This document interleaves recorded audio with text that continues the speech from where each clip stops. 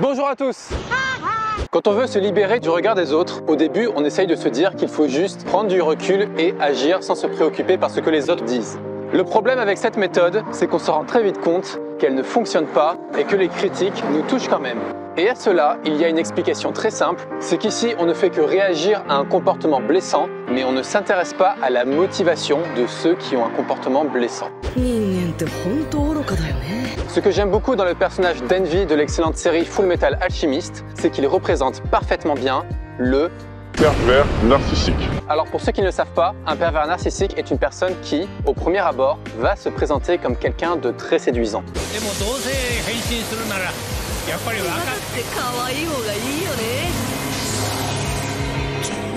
Mais derrière cette apparence idyllique se cache en réalité un véritable sociopathe qui n'hésite pas à vampiriser ses victimes.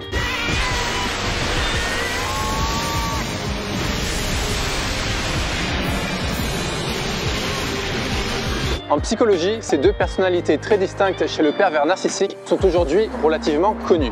Cependant, il existe une troisième forme beaucoup moins connue, celle d'une personne très fragile qui connaît une souffrance énorme et qui fait ce qu'elle peut avec les moyens qu'elle a pour tenter de réparer ses troubles de l'identité.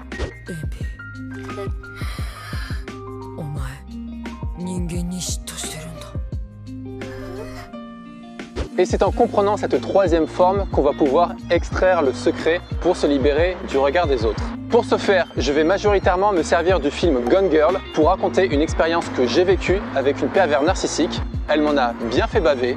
On se croirait dans un épisode de New York Unité Spéciale. Mais au moins, elle m'aura permis de comprendre l'habitude psychologique à adopter pour se libérer définitivement du regard des autres. Si vous avez cliqué sur cette vidéo pour la partie « Comment se libérer du regard des autres » mais pas pour la partie « Témoignage pervers narcissique », je vais vous mettre un timer juste là, comme ça vous pourrez directement aller obtenir l'information que vous êtes venu chercher. L'introduction est à présent terminée, je vous souhaite une excellente vidéo. C'est parti!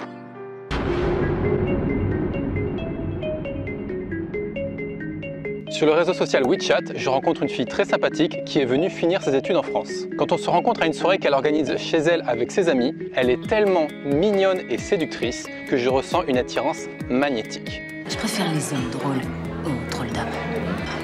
Quel type d'homme êtes-vous? Après quelques verres, on sort en boîte, on s'embrasse. Et c'est là que les problèmes vont déjà commencer. Quand on arrive chez elle, à peine arrivée, elle se déshabille. Je sais que ça peut sembler cool pour un mec de tomber sur une fille aussi entreprenante, mais c'est tellement forcé et inhabituel que je trouve ça bizarre. Et à partir du moment qu'on commence, je ne vous fais pas un dessin, elle ne bouge absolument plus. La fille est devenue un cadavre. Et ça me met tellement mal à l'aise que je m'arrête avant la fin. Alors je sais que ça peut sembler particulier que je raconte un détail aussi personnel, mais pour la suite de l'histoire, ça a son importance, vous allez comprendre. Et juste après, elle va faire des petits hochements de tête, comme si elle était en train de se recréer une scène. C'était juste trop bizarre. Let's take a shower. Le lendemain au réveil, elle est totalement paniquée et il est devenu impossible d'avoir un dialogue avec elle. Elle veut que je m'en aille, mais quand je prends la porte, elle va soudainement cesser d'être paniquée et elle va faire ça. See you. Donc là, je me dis que cette fille est bien, mais qu'elle a quand même un niveau de bizarrerie ultra élevé. C'est super bizarre. Quand je la recontacte, elle a constamment plein de problèmes. Avec ses cours, avec la poste, avec sa carte bleue. Et comme le français était une langue qu'elle était en train d'apprendre, ça me semblait normal de l'aider et c'est donc moi qui ai appelé les prestataires en question. Le truc, c'est que tous les problèmes qu'elle avait étaient impossibles à résoudre. Je ne l'ai compris qu'après, mais c'était que des problèmes qu'elle avait montés de toutes pièces. C'est elle qui a tout manigancé. Alors je ne vais pas dire comment elle s'y est prise parce que ce serait trop long à expliquer. Je vais juste dire pourquoi elle a fait ça. Parce que les mecs adorent faire le bonhomme devant les filles. On adore ça.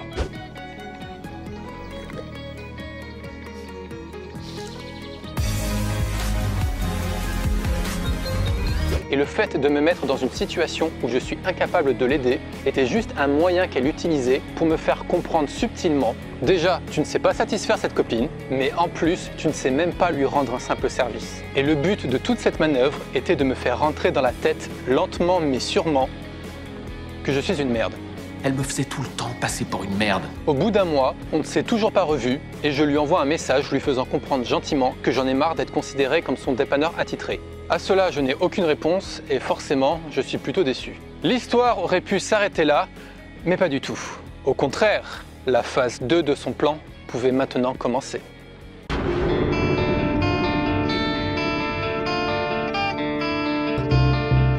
Simuler un meurtre convaincant requiert de la discipline.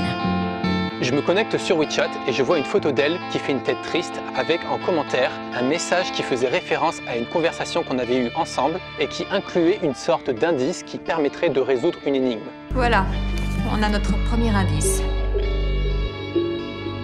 Cet indice m'a amené à un autre indice qu'elle avait laissé sur sa story qui lui-même m'a mené à un autre indice. Elle m'organisait un véritable jeu de pistes à travers les réseaux sociaux. Ma femme organise des chasses au trésor. Alors au début, je trouve ça mignon. Je me dis que c'est un truc de fille fleur bleue, genre Audrey Tautou dans le film Le fabuleux destin d'Amélie Poulain.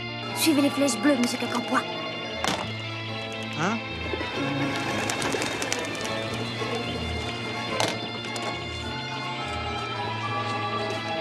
Mais le problème, et ça aussi je ne l'ai compris qu'après, c'est qu'à travers ces indices, elle suivait un schéma bien spécifique. Victimisation, communication très floue ou à double sens, phrases incomplètes ou contradictoires, utilisation de métaphores avec la météo. Alors pourquoi la météo, j'en sais rien. Et surtout, elle trouvait toujours un moyen de me créer un sentiment de culpabilité. Et tous ces leviers psychologiques qu'elle utilisait sur moi, à la fois m'enfermaient de plus en plus sur moi-même en m'infligeant un mal que je ne pouvais pas matérialiser, et à la fois me créer une sorte d'addiction bizarre qui me donnait toujours envie de connaître la suite. Je dois être punie. Et par punie, je veux dire prise.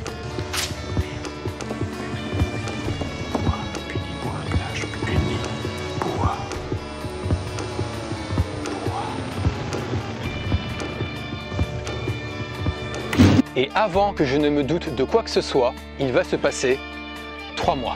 Oui, je sais, j'ai été très con et très naïf, j'en ai pleinement conscience, merci. Et donc au bout de 3 mois, elle va poster une photo qui ressemble étrangement à une ancienne photo de mon Facebook. Même cadre, même sourire, même langage corporel. Il n'y avait que le décor qui changeait. Alors au début, je me dis que c'est peut-être juste une coïncidence, mais après vérification, il y avait en fait tellement de photos qu'elle copiait-collait des anciennes photos de mon Facebook que ça ne pouvait plus être une coïncidence. C'est de l'usurpation d'identité, c'est grave! Aussi, à sa soirée, je lui avais confié qu'il y avait un lieu en particulier où je voulais voyager, c'était Cappadocia, en Turquie. J'y suis d'ailleurs allé l'année dernière et c'est là-bas que j'ai tourné ma toute première vidéo YouTube. Et après que je remarquais qu'elle copiait-collait mes photos Facebook, elle va partir en voyage, devinez où? À Cappadocia, en Turquie. C'est quoi ce truc de fou? Donc là, je me dis que ça ne ressemble plus du tout au comportement d'une fille fleur bleue genre Amélie Poulain, ça ressemble plutôt au comportement d'une fille qui a un trouble psychologique très sévère. Mais quel trouble psychologique exactement? Bah j'en savais rien.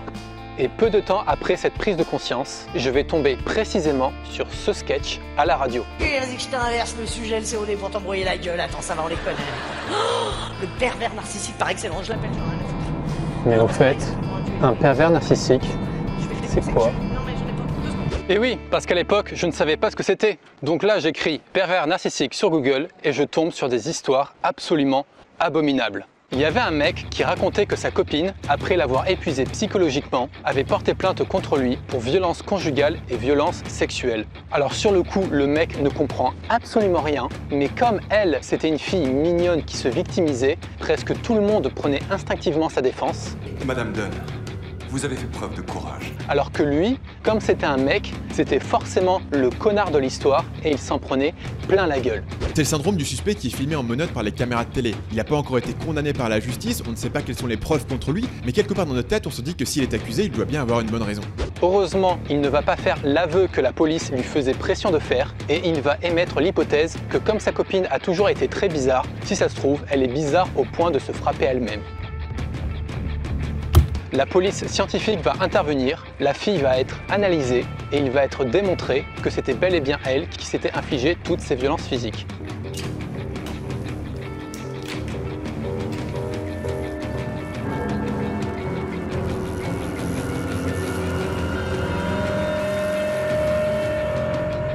J'étais tombé sur un autre article qui racontait qu'il y a des pervers narcissiques qui sont tellement des manipulateurs de génie qu'ils sont capables de commettre le crime parfait en provoquant le suicide de leur victime.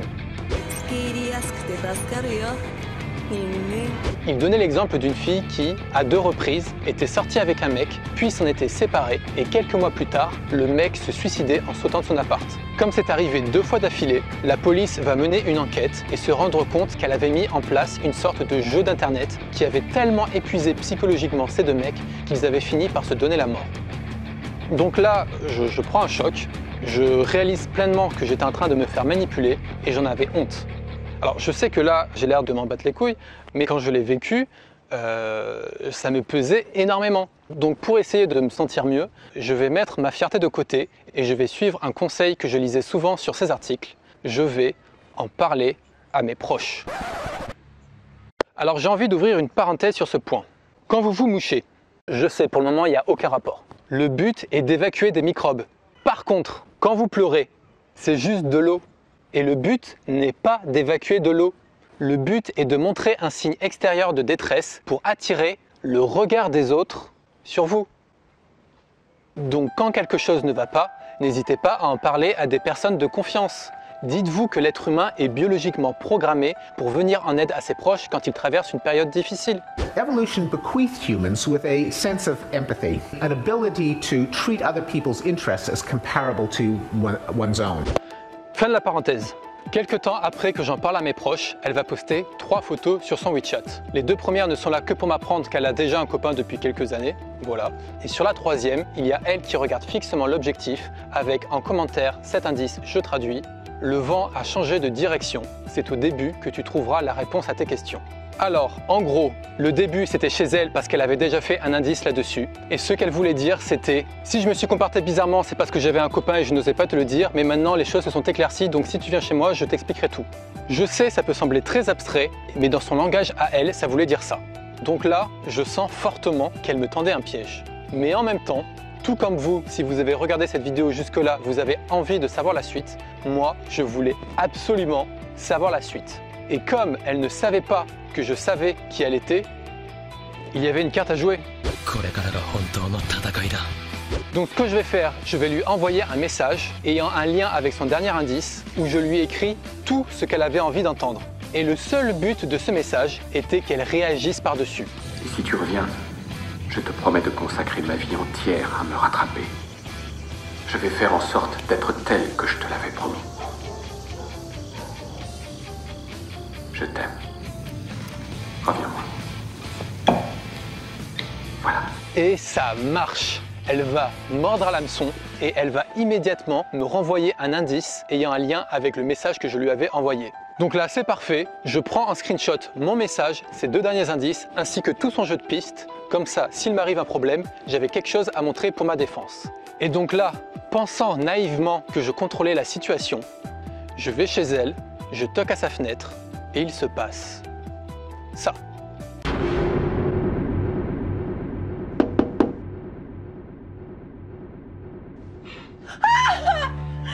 Alors sur le coup, je ne comprends absolument rien. I don't want to see you. Go away. Go away. Je vais essayer de trouver les mots pour la calmer et je vais aussi essayer de lui faire comprendre que je ne partirai pas d'ici tant qu'on n'aura pas eu une conversation entre adultes. Mais plus je parlais, plus je sentais que son visage passait de la peur à la jubilation pour au final me dire « This is not the right moment. » This is not the right moment. Yeah, of course. But like when? Later. Ce regard qu'elle a posé sur moi m'a hanté. J'avais vraiment eu cette sensation que le diable existait sur Terre et qu'il s'était incarné chez cette fille. Et je vais rentrer dans un engrenage psychologique ultra violent. Je sais que ce que je vais dire peut sembler très abstrait, mais c'était comme si j'avais des fils dans la tête qui n'étaient pas de la même couleur, mais que mon cerveau voulait absolument quand même les relier entre eux. Et cette incapacité de pouvoir trouver un sens dans son comportement m'épuisait à un point, c'était horrible. J'avais beau avoir la certitude qu'elle était tarée, il n'y avait tellement aucune logique que je n'arrivais pas à ne pas y penser. Je ne le laisserai pas gagner. Et après un mois que je vais vivre comme une torture psychologique, je vais recevoir un appel très particulier.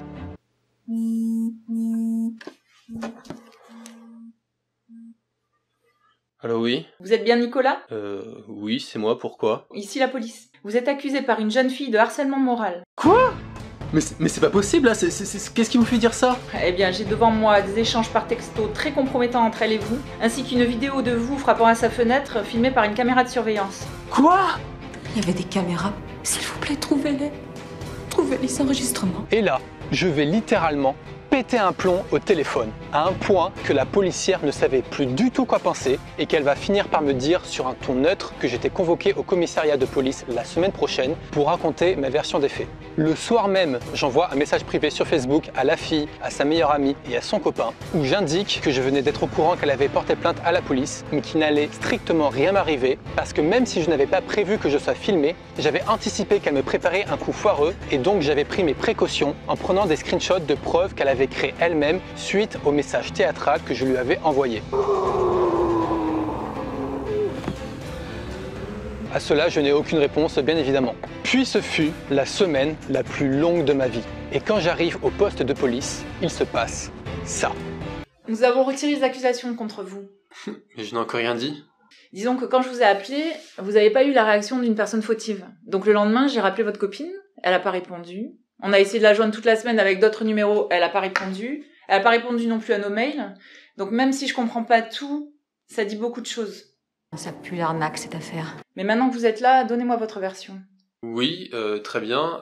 Alors en fait, ça a commencé sur WeChat et c'est comme ça que je me retrouve à vous raconter tout ça. Je vois. Mais il y a quand même quelque chose qui me chiffonne dans votre version. Ah oui? Vous me parlez de ce jeu de piste sur Internet, mais à aucun moment vous me parlez des réels échanges que vous avez eus avec elle. Bah, c'est normal. Un mois après s'être rencontrés à sa soirée, on ne s'envoyait plus du tout de textos. D'accord, mais alors qu'est-ce que c'est ça? Mais, attendez, mais c'est mon nom ça? Ah oui, c'est le vôtre. Oh mais c'est quoi ce délire? Ah non, mais on s'est jamais écrit ça, hein. Mais j'ai rien acheté de tout ça. Alors, petite explication rapide, parce qu'avec la policière, il nous a fallu pas mal de temps avant de tout comprendre. Alors en fait, elle avait 3 comptes WeChat, dont 2 qui étaient faux. Le premier, celui où on s'est rencontrés et où elle a fait son jeu de piste, et ben en fait, c'était un faux. Voilà. Le deuxième, c'était son vrai compte dont j'ignorais l'existence, et son troisième était très particulier, parce qu'il était à mon nom. Et en gros, ce qu'elle faisait, avec son deuxième compte, elle s'envoyait des messages à son troisième compte, puis elle se répondait à elle-même. Et elle faisait croire que c'était un échange entre elle et moi. Alors j'ai tout lu, et au début, je vais me présenter comme étant son homme idéal. Je suis folle de bonheur jusqu'à la bêtise. J'ai rencontré un garçon, un mec génial, gentil, canon et hyper cool. Puis va venir le moment où on se rencontre à sa soirée. Quel type d'homme êtes-vous ? Et à partir de là, elle va switcher nos deux personnalités. Moi, je vais jouer le rôle du manipulateur et elle va jouer le rôle de la fille trop naïve. Et nos échanges vont devenir complètement tordus. En gros, elle m'expliquait qu'elle ne voulait plus me revoir parce que j'avais abusé d'elle. Et moi, je lui répondais qu'elle était tellement belle que je n'avais pas pu m'en empêcher. C'était très subtil, mais en gros, j'admettais à travers ce faux échange que j'avais commis un viol. Alors qu'en réalité, c'était limite l'inverse. Elle avait vraiment mis les moyens pour s'assurer que l'acte se produise. Puis je vais lui envoyer plein de messages et elle va constamment me répondre parce qu'elle est beaucoup trop gentille. J'avais essayé d'être gentille avec lui pourtant. Je répondais à ses lettres pour qu'il garde son calme. Mais finalement, je ne fais que nourrir ses fantasmes. À partir d'un moment, je vais commencer à la menacer et à lui répéter que je sais où est-ce qu'elle habite. Et à la même période, sur son premier compte, via son jeu de piste, elle va m'envoyer ce message que vous connaissez déjà pour me faire venir chez elle et ainsi me piéger avec une caméra de surveillance. Elle assure. Elle avait donc seulement porté plainte pour harcèlement moral, mais elle avait laissé suffisamment d'indices pour que le juge, par intime conviction, me condamne pour une faute bien plus grave. Le but de son jeu de piste était donc au minimum que j'ai un casier judiciaire lourd qui m'aurait handicapé toute ma vie et au maximum que je sois envoyé en prison pour un crime que je n'avais pas commis. Et là, je ne sais pas comment j'aurais réagi. Suis le fleuve jusqu'à la cabane, tu pourras t'y détendre parce que ton compte est bon. De quelle cabane elle parle? En cabane, en prison. Elle est vraiment tarée. La voilà, la solution. C'est ça, elle veut me faire arrêter pour son meurtre. T'as épousé une psychopathe. Elle contrôlait exactement mes allées et venues et j'ai foncé comme un con. Je suis vraiment tombé sur une putain de connasse. Putain de connasse! Si je porte plainte, il va se passer quoi? Elle sera accusée de harcèlement moral, d'usurpation d'identité, de falsification de preuves, et comme elle bloque tous les appels venant de la police, ce qui arrange pas son cas, elle sera aussi accusée de délit de fuite. Si elle est jugée coupable, ça va être quoi ces sanctions? Alors comme ça, c'est difficile à dire, mais je dirais que ça peut monter jusqu'à 1 an de prison ferme et 15 000 € de dommages et intérêts. Est-ce que vous voulez porter plainte? À ce moment-là, ce n'était même pas les potentiels 15 000 € qui m'intéressaient le plus. Oh non, j'avais juste à prononcer un mot, un seul, et je pouvais la détruire.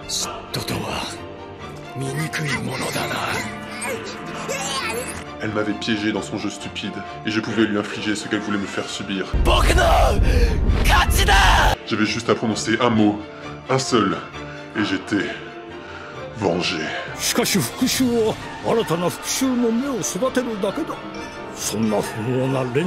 Non. Non. Je peux pas. Je peux pas.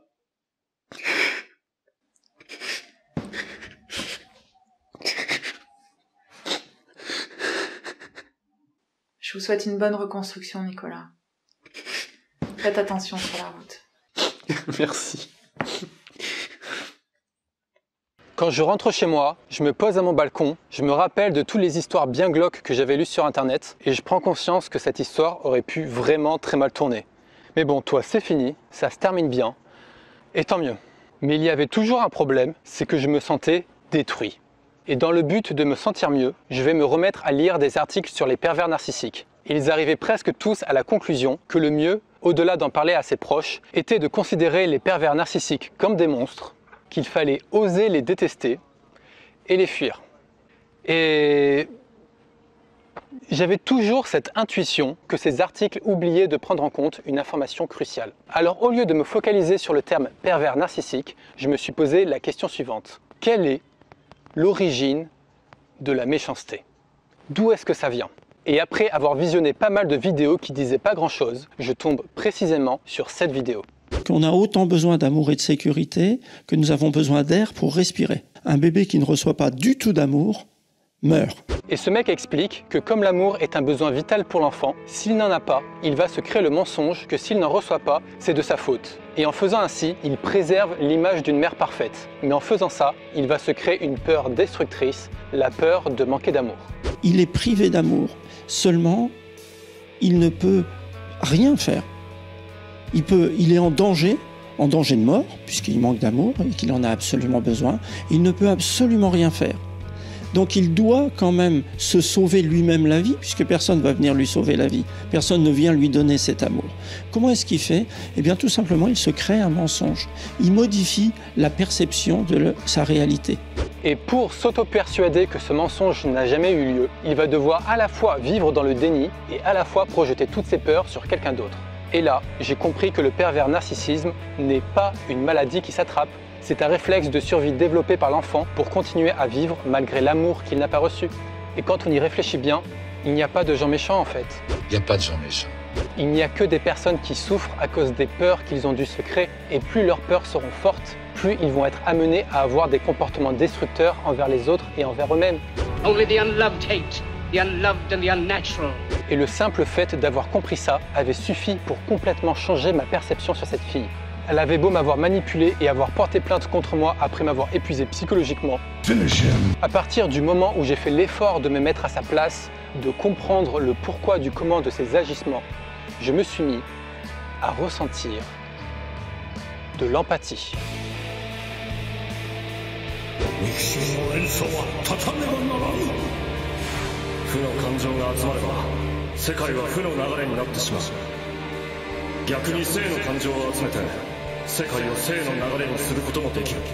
Donc pour faire un lien avec le titre de ma vidéo, si vous avez bien suivi tout le raisonnement, on se rend compte que comment se libérer du regard des autres n'est pas une bonne question à se poser. Nous ne voulons pas nous libérer du regard des autres puisque nous aimons le regard des autres. La nature a même développé des stratégies comme le fait de pleurer pour s'assurer que l'on bénéficie du regard des autres quand on en a le plus besoin. Comment se libérer de la souffrance des autres? C'est ça le véritable titre de ma vidéo, c'est ça la véritable question à se poser. Mon Dieu, il a raison.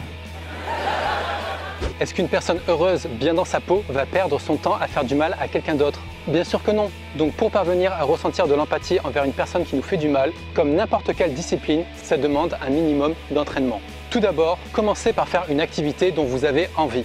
Même si c'est quelque chose qui est en dehors de votre zone de confort, faites-le quand même. Vivez cet inconfort. À ce moment-là, vous allez avoir plusieurs types de réactions. Vous allez avoir des personnes qui aiment ce que vous faites, des personnes qui vont en avoir rien à foutre de ce que vous faites, des personnes qui ne vont pas aimer ce que vous faites, mais s'ils vous critiquent, ils vont le faire avec bienveillance. Et enfin, vous allez avoir des personnes qui vont vous tirer vers le bas. Et c'est ce scénario, précisément, qui nous intéresse. Quand ça arrivera, la facilité va être d'avoir des pensées négatives. Mais luttez pour ne pas le faire.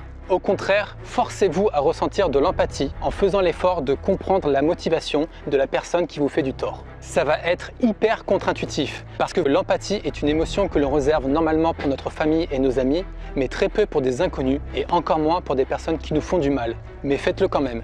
C'est paradoxal parce qu'on est tous naturellement égoïstes, on pense tous à nos propres problèmes avant tout. L'empathie n'est pas une chose qui est naturelle pour nous. Et l'amour est une astuce que la nature a trouvée pour nous forcer à placer les besoins de quelqu'un d'autre avant les nôtres. Si vous y parvenez juste une fois, le plus dur sera fait, parce que vous allez vous sentir étrangement bien. Et voyant que c'est efficace, votre cerveau va vouloir reproduire cette expérience. Et il vous sera donc beaucoup plus facile de reproduire cette pensée une deuxième fois, puis une troisième fois, et ainsi de suite. Fais une action pour revenir à ton émotion de base, la joie. C'est moi. C'est la seule de tes émotions que ton cerveau essaye de reproduire en permanence. Répétez ce processus suffisamment de fois consciemment jusqu'à ce que ça devienne un réflexe inconscient. Et vous verrez qu'au bout d'un moment, vous serez complètement libéré de ce que les autres peuvent dire et penser. Quand je m'ouvre aux autres, je me suis rendu compte que je me sentais mieux. En fait, c'est un cercle vertueux. Un autre moyen pour s'aider à ressentir de l'empathie, c'est de comprendre que derrière n'importe quel comportement visant à rabaisser se cache en réalité une jalousie non assumée. En fait, vous êtes jaloux, c'est ça? Pardon? Je dis vous êtes jaloux. Vas-y, répète-le! Même si ce que vous faites est d'une qualité amateur, le simple fait d'oser peut suffire pour déclencher de la jalousie. Oui, donc si une personne vous rabaisse pour vos actions ou simplement pour votre façon d'être, comprenez que c'est parce qu'elle est elle-même incapable d'en faire autant à cause des peurs qu'elle a dû se créer. Donc autant ressentir de l'empathie envers cette personne pour se libérer soi-même. Et oui. Dépasser ses peurs, c'est oser être soi-même. Quand j'ai compris ça, je me suis dit, oui, mais dans mon cas, à moi, de quoi pouvait-elle être jalouse? Bah oui, elle avait commencé à écrire des faux dialogues avant même qu'on se rencontre en personne. C'était complètement dingue. Et après réflexion, ironiquement, j'en suis venu à la conclusion que la seule chose dont elle pouvait être jalouse, c'était de mon empathie. L'empathie étant une forme d'amour qu'elle sait feindre à la perfection, mais qu'elle ne peut pas ressentir. Le trait de caractère principal d'un sociopathe, c'est son absence d'empathie. À partir du moment qu'elle avait compris que j'étais quelqu'un d'empathique, cela avait suffi pour déclencher en elle une jalousie extrême qui l'avait poussée à la fois de copier-coller mon identité et à la fois de monter tout un plan pour me détruire parce que je représentais un obstacle à l'illusion qu'elle voulait se créer d'elle-même. お前、人間に嫉妬してるんだ。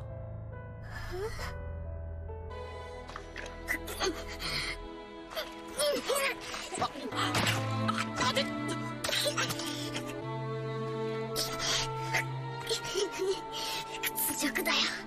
こんなボロ雑巾みたいになって。あんたが人間にクソみたいな存在に。 Quand j'ai vécu cette histoire que je vous ai racontée, au début je me disais « Putain, mais cette fille, elle a failli me mettre en prison. Mais c'est fou quand même !» Mais avec du recul, quand je vois cette facilité que j'ai maintenant pour m'exprimer ou pour m'investir dans n'importe quel projet, je me rends compte qu'en fait, c'est tout l'inverse. Cette fille, elle m'a fait sortir de prison. Parce qu'il existe un endroit où être enfermé est bien pire que d'être derrière des barreaux. I'm not a convict. I didn't break a law. I'm not in jail, but I am in prison. A lot of you are in prison. And the worst place in the world to be in prison is in your own mind. And that's exactly why some of you have never gotten out of the starting blocks. Because you don't understand that your whole life is created by your thoughts. Et voilà, c'est la fin de cette vidéo. Je tiens à remercier André Charbonnier qui a lu et peaufiné le texte de la deuxième partie de ma vidéo et j'en profite pour vous recommander son livre que je trouve absolument génial. Je remercie aussi bien évidemment les deux merveilleuses actrices qui ont superbement bien interprété leur rôle. Si cette vidéo vous a plu, vous pouvez vous abonner et cliquer sur la petite cloche. Je fais principalement de la vulgarisation d'intelligence émotionnelle et je préfère vous prévenir, comme il me faut pas mal de temps pour sortir une vidéo comme celle-ci, je ne sortirai qu'une vidéo tous les 4-5 mois. Voilà. Je vous fais des bisous. Ciao.